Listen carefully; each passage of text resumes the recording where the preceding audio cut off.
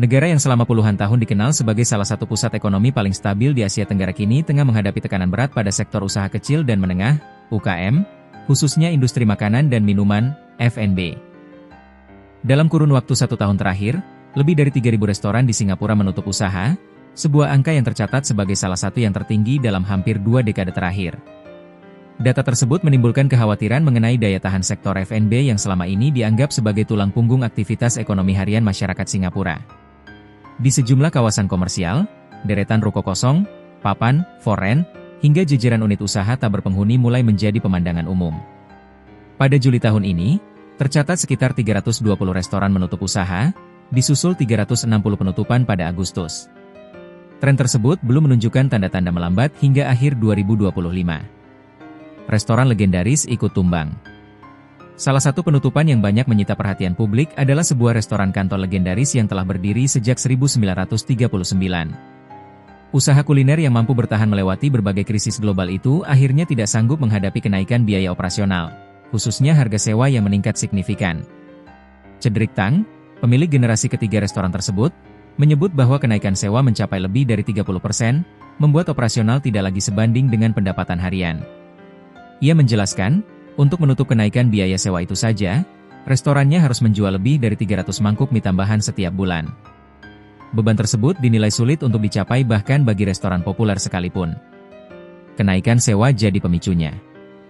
Berdasarkan penelusuran berbagai pelaku industri, penyebab utama dari gelombang penutupan restoran adalah lonjakan biaya sewa ruko yang melonjak dari 20 hingga 40%, bahkan dalam beberapa kasus meningkat 2 kali lipat dibandingkan periode sebelum pandemi. Fenomena tersebut tidak hanya dialami restoran berskala kecil, tetapi juga usaha kuliner medium hingga besar.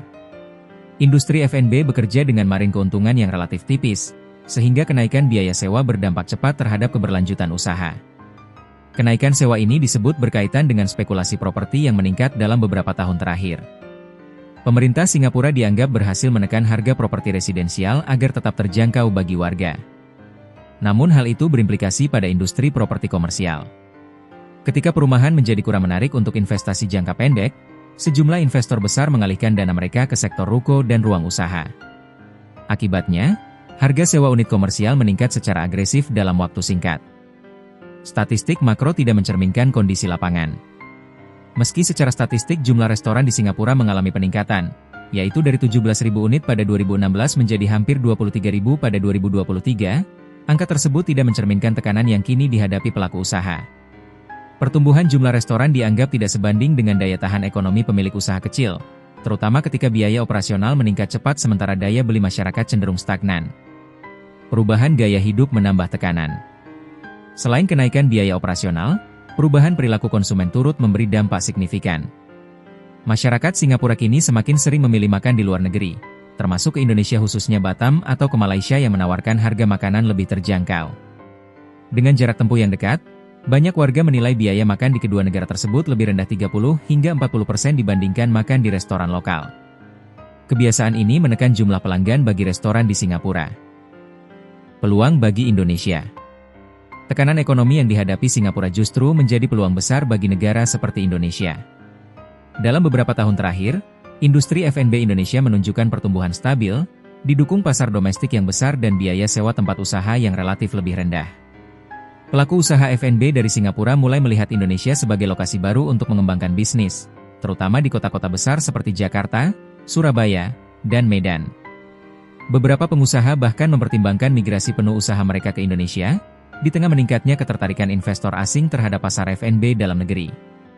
Singapura dan pelajaran untuk negara lain. Situasi yang berlangsung di Singapura memberikan gambaran bahwa stabilitas ekonomi tidak sepenuhnya menjamin ketahanan sektor usaha kecil. Kenaikan biaya usaha yang tidak terkendali, spekulasi properti, serta perubahan perilaku konsumen dapat memicu tekanan berat pada sektor yang selama ini tampak kuat. Di Indonesia, krisis yang terjadi di Singapura dapat menjadi peringatan penting untuk memperkuat fondasi ekonomi bagi pelaku UKM, terutama dalam pengendalian biaya sewa, stabilitas harga bahan baku, dan regulasi ruang komersial. Pengamat menilai, stabilitas ekonomi dapat berubah cepat jika infrastruktur pendukung UKM tidak dijaga secara konsisten. Lonjakan biaya operasional seperti yang terjadi di Singapura dapat menimpa negara lain jika tidak mengambil langkah antisipatif. Gelombang penutupan belum selesai. Melihat tren yang ada, Analis memperkirakan gelombang penutupan restoran di Singapura kemungkinan berlanjut hingga akhir 2025. Banyak pemilik usaha mencoba bertahan, namun sebagian lain mulai mencari pasar baru di luar negeri.